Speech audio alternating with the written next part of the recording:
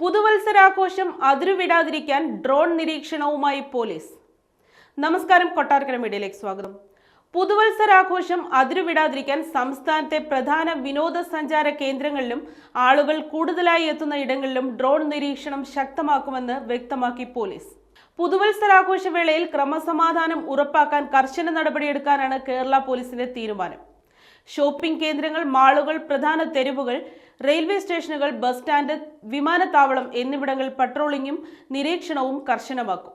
വിവിധ ജില്ലകളിൽ പുതുവത്സരാഘോഷം നടക്കുന്ന പ്രധാന കേന്ദ്രങ്ങൾ കേന്ദ്രീകരിച്ച പരിശോധനകൾക്കായി പ്രത്യേക ടീമുകൾ രൂപീകരിച്ചിട്ടുണ്ടെന്നും കേരള പോലീസ് അറിയിച്ചു. കൂടാതെ ഗതാഗത നിയമങ്ങൾ ലംഘിക്കുന്നവർക്കെതിരെ കർശന നടപടി സ്വീകരിക്കും.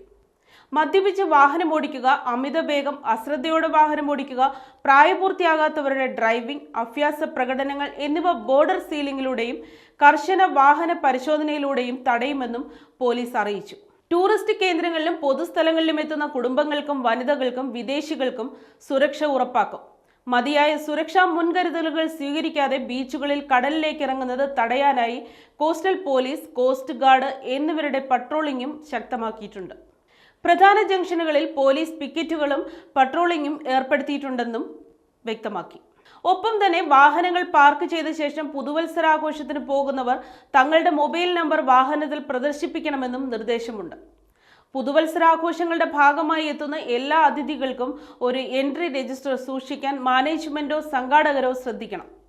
ഹൈക്കോടതി നിർദ്ദേശപ്രകാരമുള്ള ശബ്ദ മലിനീകരണ നിയന്ത്രണങ്ങൾ കൃത്യമായി പാലിക്കണം. അനിഷ്ട സംഭവങ്ങൾ ഉണ്ടായാൽ ഉടനടി 112-ൽ പോലീസിനെ വിവരമറിയിക്കണമെന്നും നിർദ്ദേശം നൽകി.